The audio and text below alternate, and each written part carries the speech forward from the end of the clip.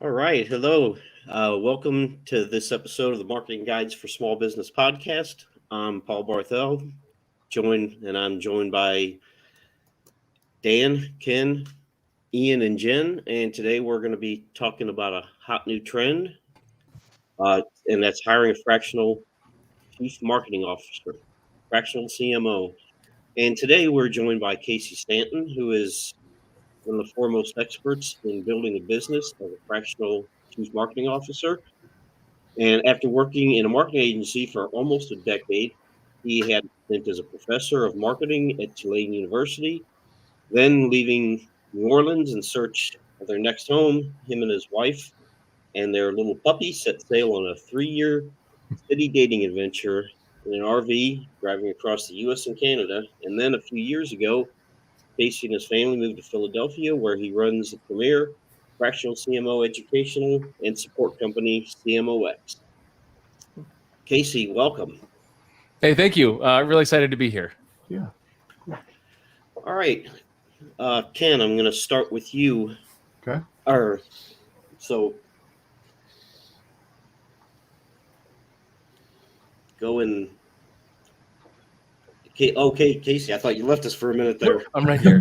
Okay, Ken, I'll let you start. All right. Casey, I'm excited to have you on. I'm a part of your group, and I absolutely love it.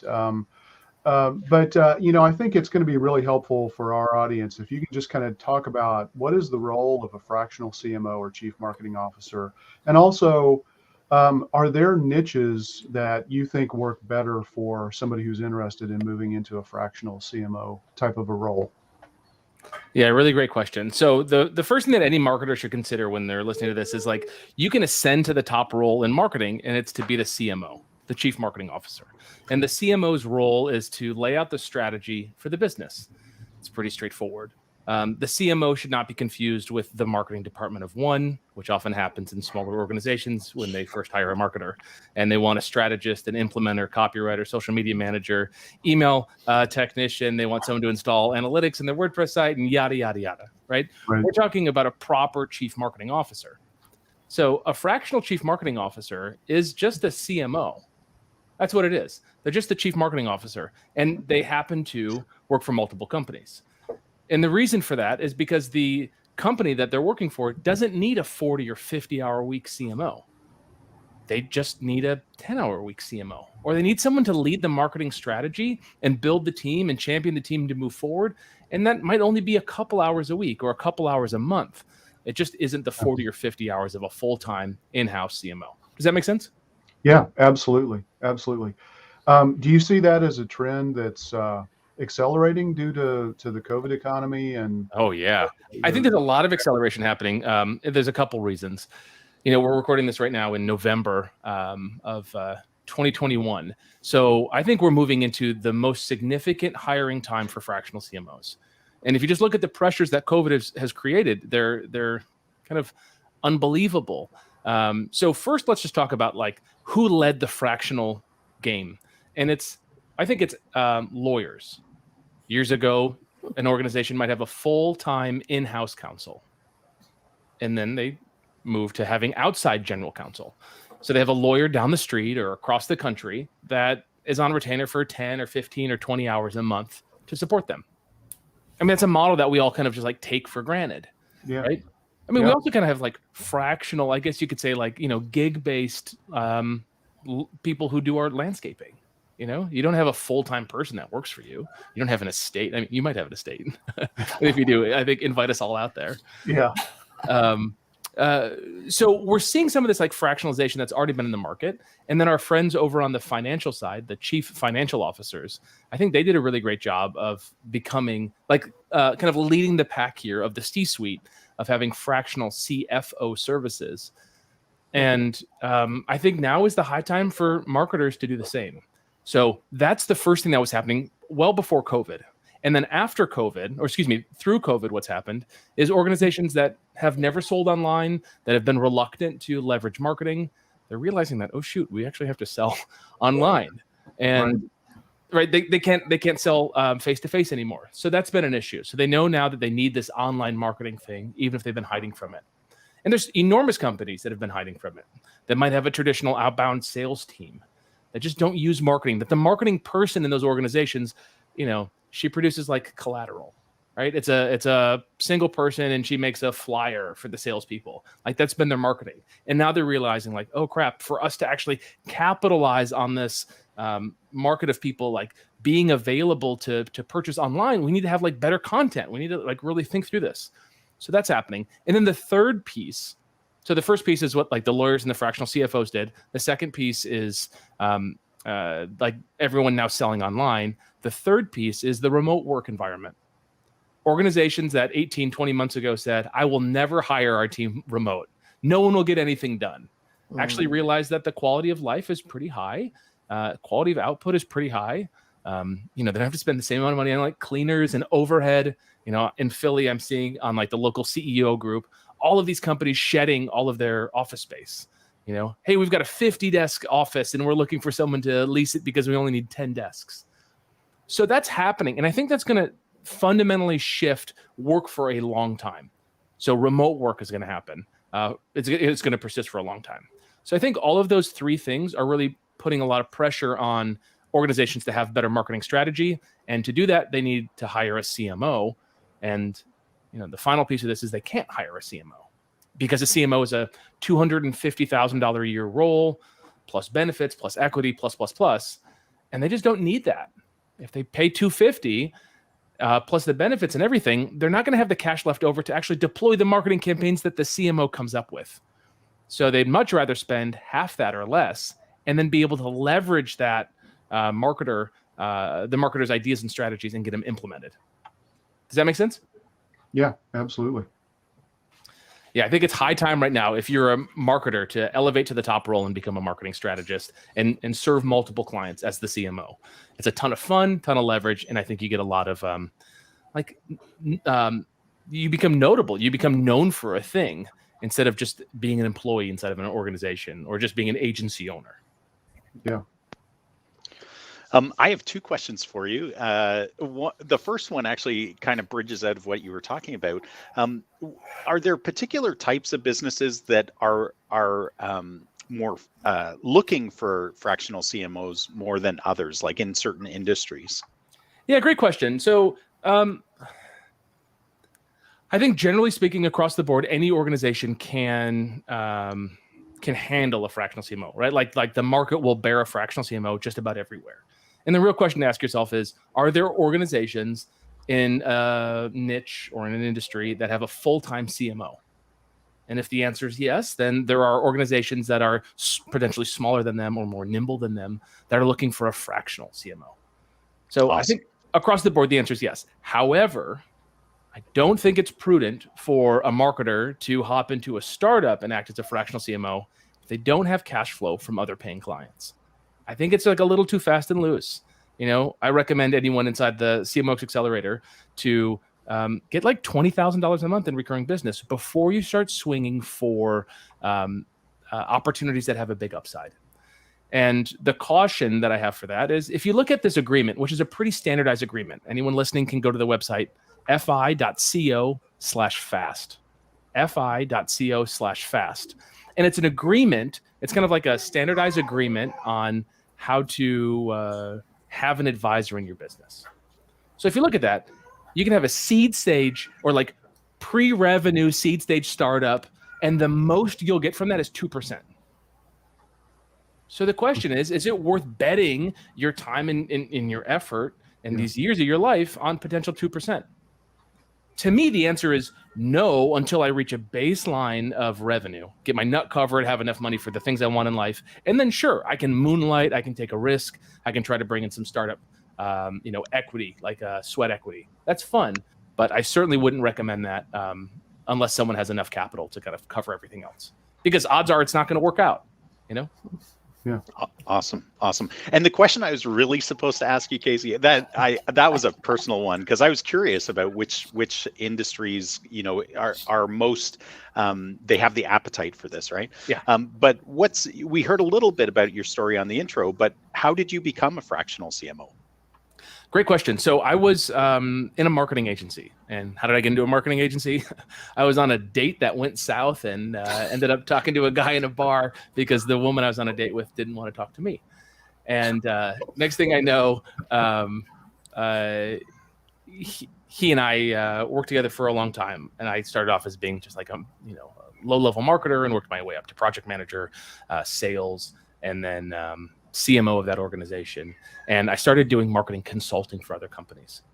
And that was fun. But here's the problem. The problem with a consultant is that they chase a revolving door. They're always prospecting, they're always selling, they're always servicing, and they're always spinning down. So it's this cycle that just like never stops. It's this exhausting cycle. And I found myself in it. And some months I did really, really well. I'd have a great month. I'd be thrilled. And the next month I could barely cover rent. And I didn't like that. And like, how do you plan taxes on that, right? How do you pay the government every quarter when your income is like really high or really, really low? It's just like, it was frustrating. As my wife and I were thinking about getting married, I'm like, how am I going to afford this wedding? And, it became very difficult. I didn't know how much money I was going to make the next month. So I decided what I needed to do was I needed to solve for a couple things. The first thing I wanted to solve for was I wanted to stay in marketing. I loved it. And I looked in marketing and I was like, wow, there's some people that make a lot of money, have a lot of impact. They've got a great lifestyle. So I know that it's possible. I don't have that, I didn't have that at the time. So how do I get there? That's kind of what I was solving for. The next was we set off on an RV trip. So we drove around the country for 3 years trying to find our next city. We called it city dating. Actually got married in Nashville along the way. It was a wonderful time. It was special, living in a 25-foot long RV that I pulled with my wife and our dog. A lot of close quarters, right? Like really an intimate setting for 3 full years. Yeah. Nothing like your sewer line freezing in Nashville just before your wedding and having to shower at the gym. It was nuts. So one of the things that the RV forced me to do was to solve for limited time. Sure, I could like hustle like I did, in my 20s and really just like outwork everybody. Just put in 40, 50, 60 hours of actual work, not of commuting and water cooler, but of like labor. Take a nap at 5 o'clock in the evening and go put in a couple more hours after dinner. Like I was doing that kind of stuff. And it was fun because I was getting ahead, but I knew I wouldn't actually get to where I wanted to be unless I solved for higher leverage. So the question I asked myself was, how do I create constraints in my life that allow me to hit the income goals I have and the impact goals that I have? And I want to be useful and I want to have a great lifestyle for my wife and for my family. So with that, the RV presented some really tough opportunities or tough like guardrails. So one of those was Wi-Fi. Wi-Fi is really tough when you're living in an RV. I mean, I never had fast Wi-Fi. At best, we'd pull up to a McDonald's and I could, work for a little while there because McDonald's across the country has like killer Wi-Fi, little trick. So go in there, get like a side of fries and work for 3 hours. They don't care. But I thought to myself, like, we want to have kids. I want to be present with my kids. I want to be like a present father. I don't want to be like my father who worked a full 8-hour day plus commuted both ways. And it was about an hour commute. He was out of the house 10 hours a day. I saw dad after, just before dinner, right? After school, just before dinner. That's when I got to see my dad on most days. And it was just kind of rough. I didn't want to do that to my son or to my kids. Or I have a son now and the kids that we'll have in the future. So how did I solve for that? Like, how can you solve to have the lifestyle? How do you increase your effective hourly rate as high as possible? And it became really clear that the way that you do it is that you ascend to the top in any role that you're in. So for me, I'm in marketing. I just want to ascend to the top. And then I want to reduce the risk by serving multiple companies. And I want to do it where I have the most leverage. If I think of any role that exists, you can probably find the Pareto principle, the 20% of work that produces 80% of results. So all I did was I decided to work on that 20% of work for a number of different clients. And through that, I was able to build notoriety and be able to support multiple companies as a marketing strategist. And then the last thing to kind of answer that question is I wanted to extend the relationships because the marketing consultant just has the short-term relationships. So to extend them, I needed to create some kind of longer commitment. And that's really when that CMO thing came to my mind. Like, what does a CMO do to extend those relationships? And that's where the focus was. So At some level, I kind of fell into the consulting originally, and then I had to solve for freedom, flexibility, income, and impact. Yeah. Awesome. That's great. Casey, one of the things that you have, I believe, correct me if I'm wrong, your tagline is solve bigger problems. I think is that. Got it on my coffee cup right here. Yes, very good. So, I'd love to drill down on some of those problems that a fractional CMO can really solve, because I think, a lot of people, you started to speak to this a little bit in the beginning, is a lot of people may not know exactly what problems they should be solving, because I think some of it may be strategic, but perhaps some of that is implementation. So I've seen everything from, basically CMO or creative director to basically a VA for all intents and purposes. That Sure. just, I'll bring in these people. And I don't really know that can call themselves a fractional CMO or anything close to it. So I think for the people out there, what kind of things do you really solve and when that you're tasked to do? And then, for folks out there who are considering the jump to really embracing that title and what it truly represents, not, whatever, I'm a fractional CMO now, from somebody who actually is one. Tell us a little bit about that. Yeah, great question. And I think of a friend of mine, Cameron Harold, who helps COOs. He's like the COO whisperer, and he's just, or the CEO whisperer, I think maybe. I forget what his branding is around that, but he's all about the COOs. And he had this really great post a few years back about how we over title people, right? Just because someone does HR stuff doesn't mean that they are the head of HR in your company. Just because the person does some systems and processes stuff doesn't mean that they're the COO of your organization. When we over-credential people, we expect so much from them, right? And if you expect that from them, you have to pay them. And oftentimes you want to say, I want to reward you with this title, but I'm going to pay you 3 levels below it. So I think just as a reminder to everyone here, be very cautious of the titles that you give yourself and of the titles that you give people that are your direct reports or that you work with, because you want them to feel kind of empowered by it and not overwhelmed by it or whatever. Okay, so to your core question though, what problems does a fractional CMO solve? Well, again, they're just problems that a CMO solves. So what does a CMO solve for? And they're solving for major outcomes. I think of it as the CEO needs to tell me, if I'm the fractional CMO, they need to tell me, Casey, I want this outcome. And I say, by when? And they say, by December 31st, 2021. Okay, cool. Got it. That's clear. Let me think about it. Okay, in order to get to that outcome, what do I have to produce? And then as I think through that, I also am challenging in my mind if their outcome is even really in service to what they want. Oftentimes a CEO will say that they want something, maybe because they heard it somewhere, maybe because it's buzzy, maybe because they want to double their company so they can double their take-home revenue or their take-home, how much they make, like they want to double their salary or their, owner's draw. But really what they need to do is just increase their revenue just enough to pay themselves more. Like you want to challenge the problem that's presented to you to ensure it's the right problem. That's first. Once you know that the problem is a solid problem to solve, you have to figure out how to solve it. And I want the biggest problem. I don't want a client to come to me and say, hey, what's going on with email deliverability? Like, sure, that's important, right? And there's like some rules around it, like get your DMARC and DKIM and SPF records set up, maybe look into BIMI, B-I-M-I as a record. That's kind of like a new standard that's pretty hot that helps with deliverability. Maybe use a tool like warmupinbox.com, or maybe you hire a company like deliverability.info. Like those are fine ways to solve for that. But I want to go the meta level above that, right? Which is like, how many customers do you want by the end of the year? And how much do you want to pay for them? It's like, tell me that.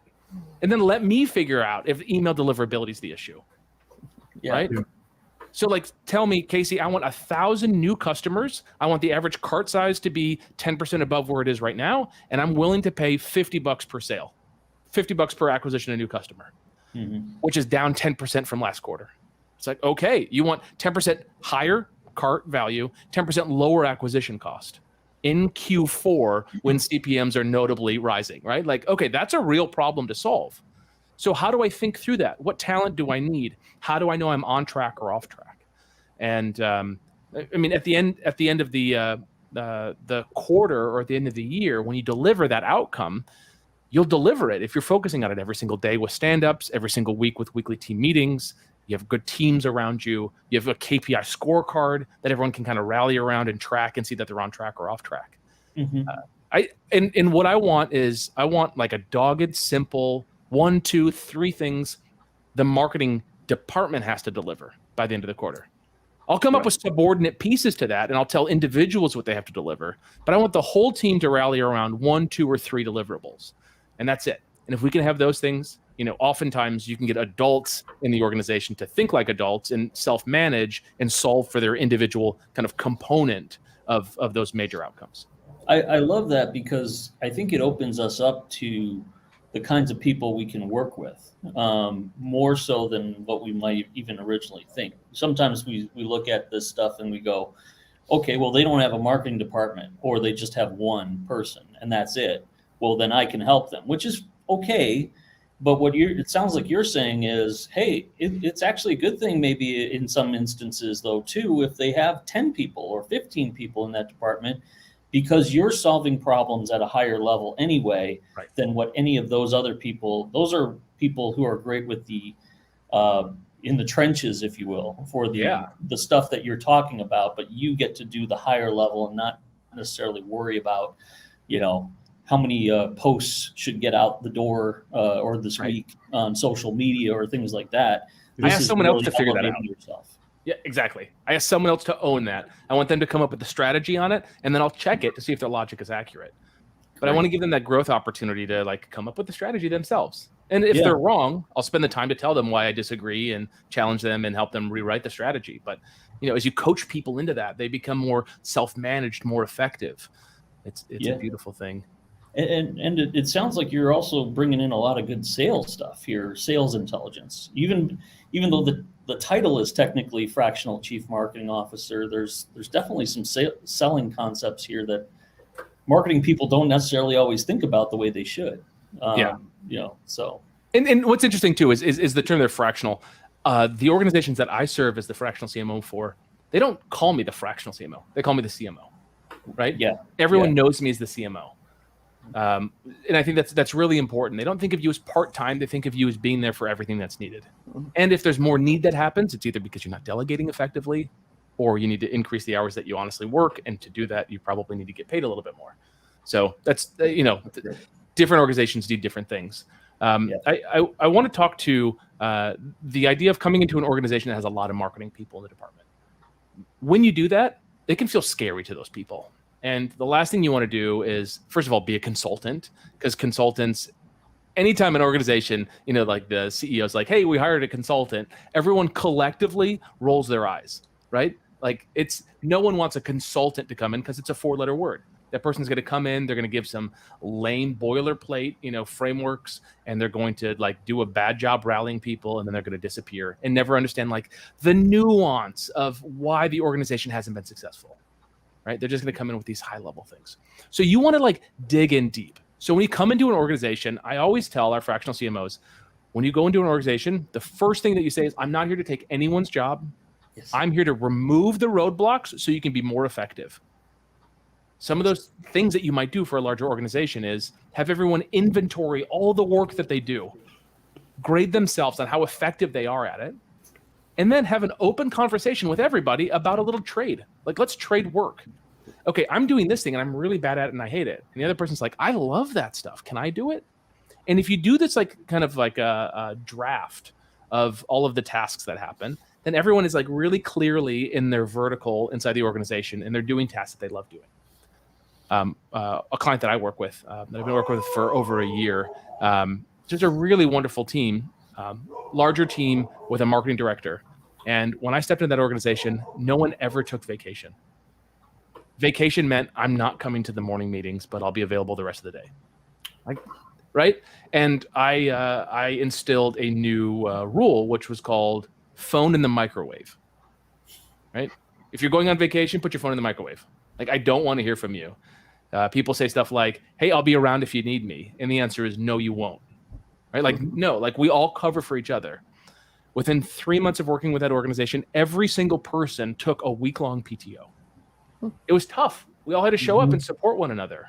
But man, is it a better team for it, right? Like you want to build that. If no one can take time off, it's your fault as the leader because you're giving people a task that's impossible for them to complete. You need more talent. Are you offshoring the talent? You know, can you go find someone offshore? Can you go find someone in, anywhere, right? Afghanistan, Philippines, South America, India, wherever. Can you go find talent that does some of that repetitive labor, some of that, like stuff that doesn't require necessarily a person inside of your state or country or city to be doing? You can then get the arbitrage of that cost and also reduce some of the frustration of some of your higher paid people who might have 10% of their work being super repetitive and annoying. So the job of the CMO is to make the company better, more streamlined. And I think you ultimately want to create a dream team of people.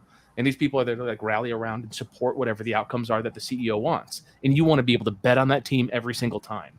It's a phenomenal place to be, to really like bolster a marketing department instead of just like coming in and giving some ideas.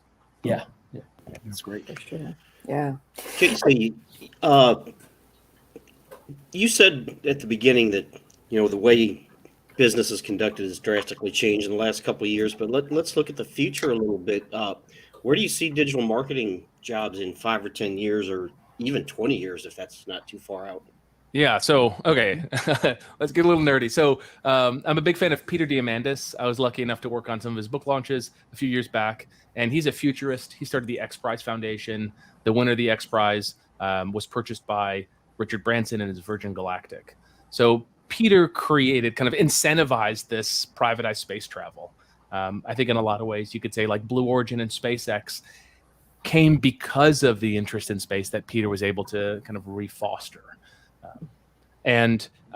Peter's this incredible futurist, and he has his 6 Ds of exponential growth. And these Ds, I'm just going to pull it up so I get it right. 6 Ds of exponential change or exponential growth, just to pull them up. So the first one is digitization. So everything becomes digitized. We know that to be true. We can think of books. Books went from physical to digitized, and like that changed everything. And then there's this deceptive area in the curve where we think it's a linear growth, but really it's exponential. And then it's disruptive, right? Once we get really exponential.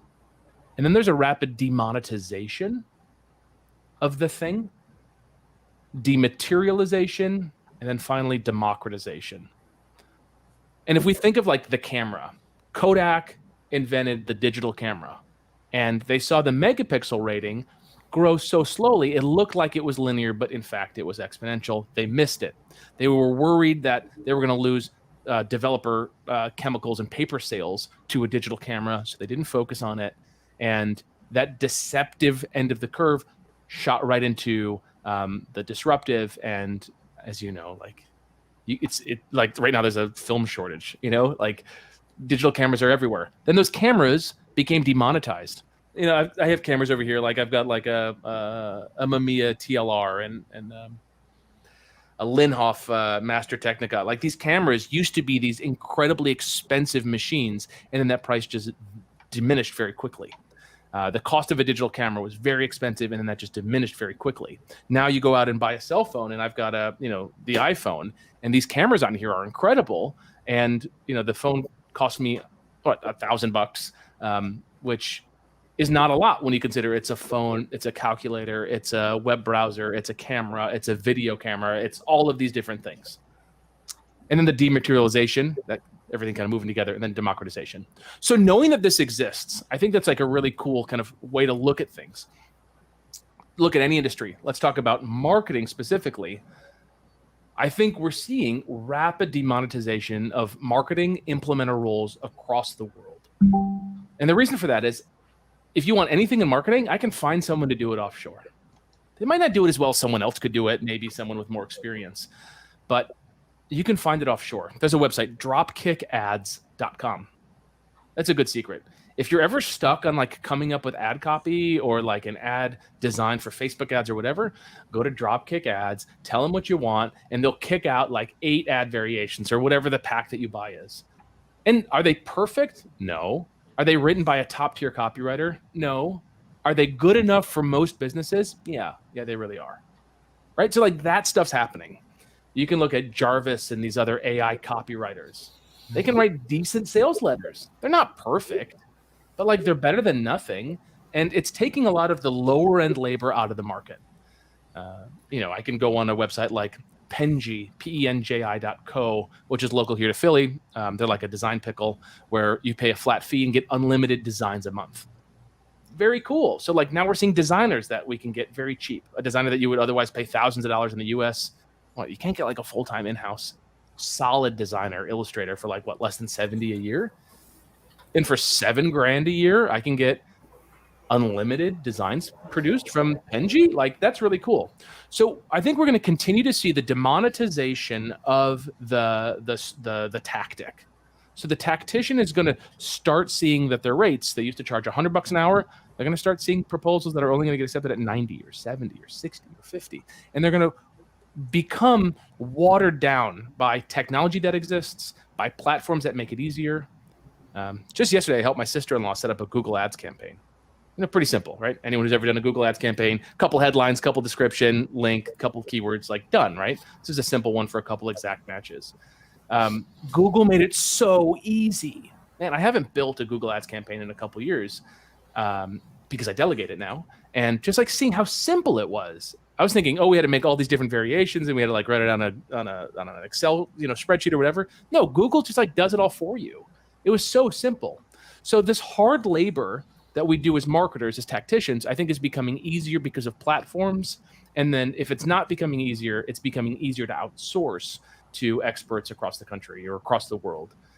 And I mean, you can find agencies anywhere. You can find agencies in South America and Philippines and India, notably, that are killer at so many things. And also,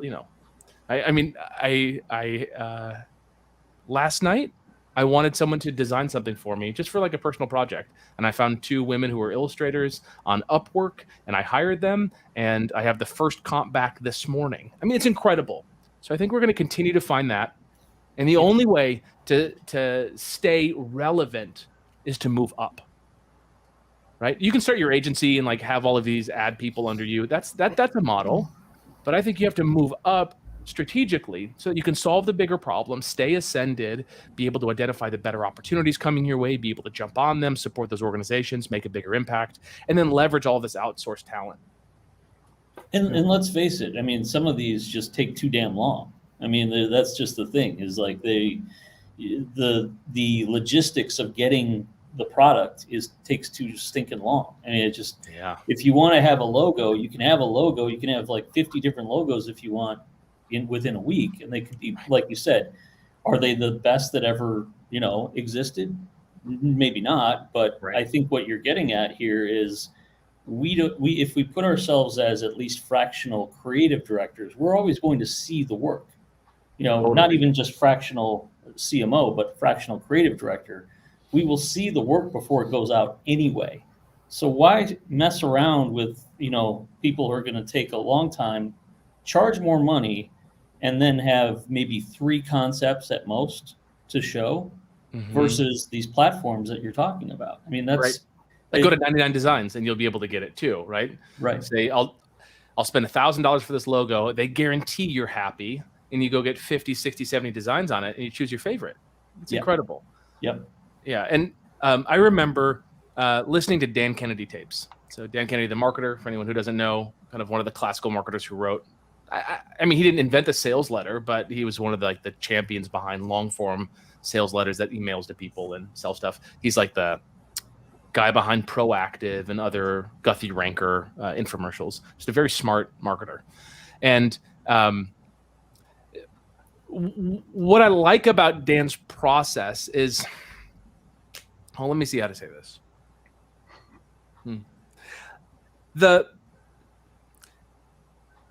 The idea in marketing here is to understand the customer so well that you're able to find them wherever they are online.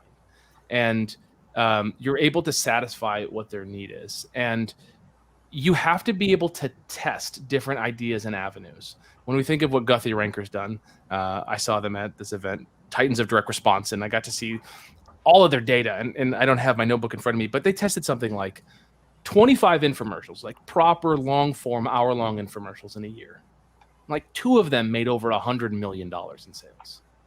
It's incredible. They were able to pull in the talent and the labor to be able to deliver something so valuable that it was able to achieve such a high outcome, right? First year launch, make $100 million in sales, but it wasn't a high percentage of their offers. It was 4% of their offers, 3% of their offers.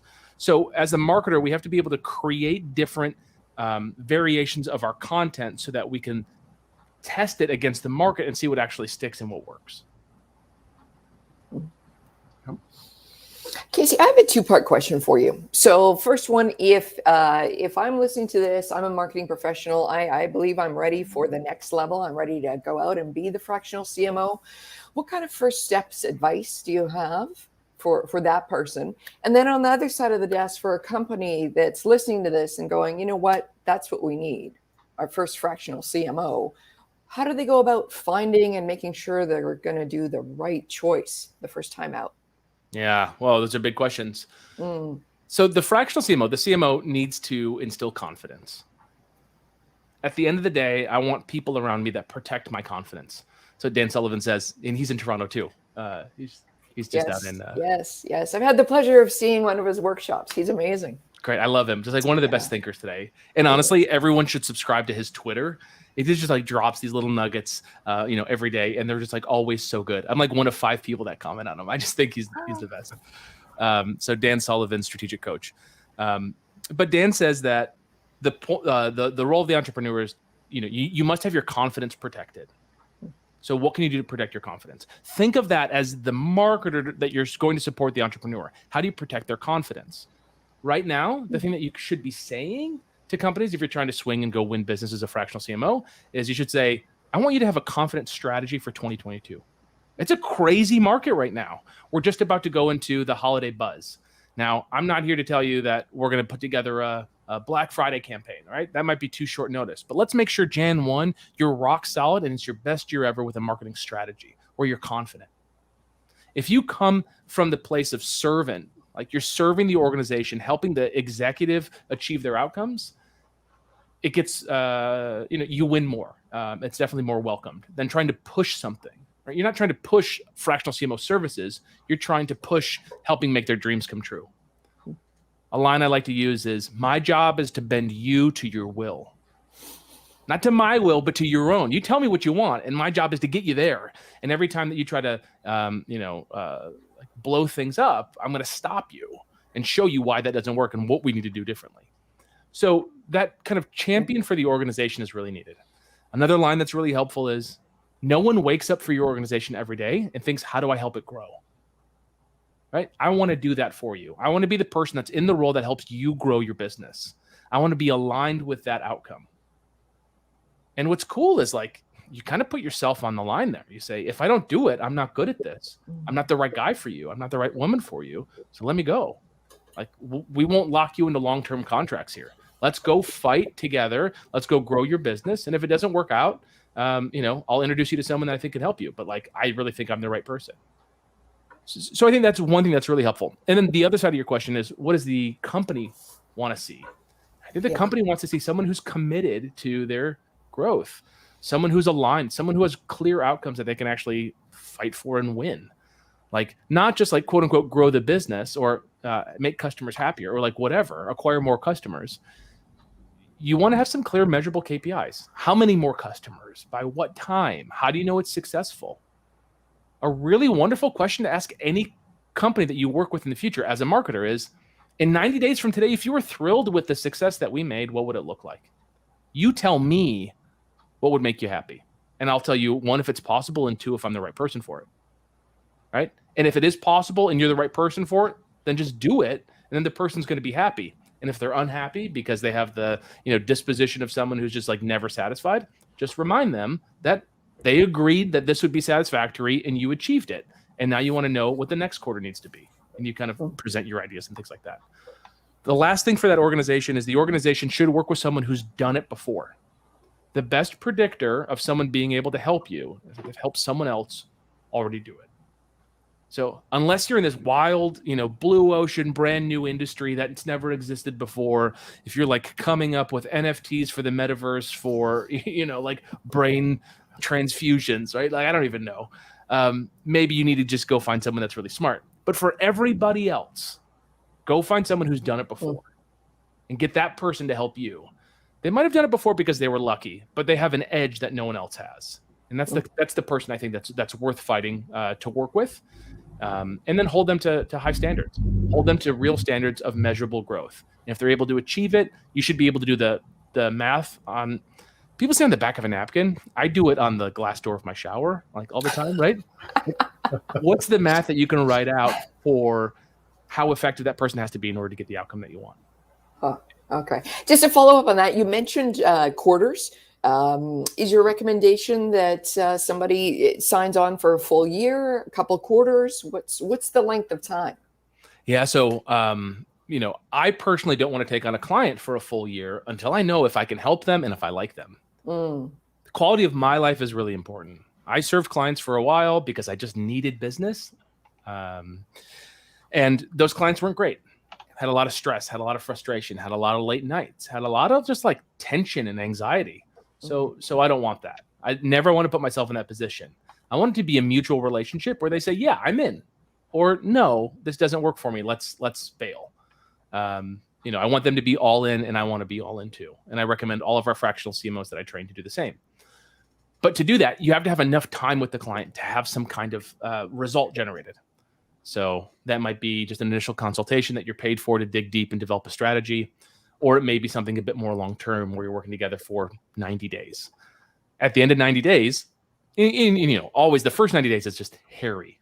It's just kind of a mess. You're coming into like a tangled knot, and your job is to straighten it out and make it perfect so that it can scale in the future. It's a very difficult thing to do in the first quarter, to do that and create dramatic results, right? If you have a good aligned team and they're ready for orders, that's one thing. But if it's most companies, it's kind of mixed up. There's no clear, delineation of roles or accountability. There's no outcome focus. There's no cadence for communication. There's no communication channels that are standardized. People are texting, they're slacking, they're Skyping, they're Facebook messaging. If you centralize all that stuff in the first quarter and you get the team ready to rock, then you can easily sell typically your second quarter with them, where you're going to actually generate a much bigger impact, like a measurable impact. Yeah. Casey, that kind of leads into something that I think is really a challenge and a struggle for anybody who does strategy work. And that is, you've got to have the foundation laid with the proper strategy. And that's fundamental. And as long as you push that down the road, you're going to be wasting time, effort, money, burning out people, getting less than desired results, missing massive opportunities, incurring opportunity costs because you're not getting to where you want to be. But at the same time, I think, one of the things that you talk about in the program that I'm in with you is you also do have to look at those fast cash opportunities. Yeah. And every organization has, and I know I'm guilty of this as much as anybody, maybe even more. People have 50%, 80% things that are done that have never been launched, that are, or simple strategies that are just so fundamental that you can implement right away. So can you talk about that a little bit? I love that. That's such a prudent point here. So many organizations have paid for the ideas already. They've gone to the workshop, they bought the book, they hired the consultant, whatever it is. So they got it started. They get it. But there's a problem with follow through. There's a problem with completion. There's a problem with launch. There's also a problem with boredom. I was just talking to someone who just joined our Fractional CMO Accelerator just before this call. And he's got someone on his team, and she's doing the sales qualifying, like the first part of sales, which is like to kind of open the conversation and qualify it. And my advice to her was, this might feel annoying or boring, but don't deviate from the simple thing that works. Instead, double down on it and just continue to ask the same questions in the same way, because the result will matter. So many organizations get bored of a process that works really, really well, or they get bored of going to an event, or they get butt hurt because someone at the event said something and it made them sad. And for whatever reason, they decided not to do the event next year, right? Like these are silly reasons that people deviate from a successful strategy. So very often when I start a fractional CMO engagement, or one of the members of ours does, they might dive in and they might identify that there was an event that used to produce really well for the company. It's like, well, why aren't you guys doing it? They're like, oh, well, our guy who used to coordinate that stuff, he left. It's like, okay, but that drove so much business. Can we get someone on that? They're like, sure, I'll do it. Okay, great. Like that little thing could just bring in 20% more business kind of overnight. And they already have all the stuff for the live event, right? They have like the banners and the tables and, they know what to do. Yeah. So that exists. It also exists that they have webinars that they ran, and they did one webinar. They did it live, huge production, took them tens of hours to put it together. They launched it to their list. They're like, oh, only 20 people came. It's like, okay, only 20 people came because you wrote about it on January 6th during the insurrection, and like everyone was busy watching the news. Like take that same video and relaunch it, and let's use that. I mean, there's these assets that you can re-leverage. You can put them on your website as webinars on demand. You can take that ebook that's 80% complete and finish it. Get a ghostwriter to finish it. I mean, there's all these ways that you can leverage almost done work and get it to completion, or completed work and then promote it. And you can promote it in an evergreen way. I mean, so few people. Ken, you had a great, when you were on my podcast the other day, you had this great conversation about how to repurpose content. Yeah. Right? And you're talking about what you said, like a 12-month repurposing for each piece of content. Yeah. Yep. Most companies shoot it out once and then they get upset when not enough readership happened. Like, yeah, exactly. Yeah. Well, and it's, I think one of the things that can be just really valuable from a CMO perspective is everybody else is down too far into the weeds. They lose sight of all of that stuff. Yeah. And they need to have somebody that has the responsibility of overseeing all of this stuff and utilizing all of the assets that have been created in the most effective way. And it's really hard to do when you get down into the weeds. That's true. Yeah, absolutely.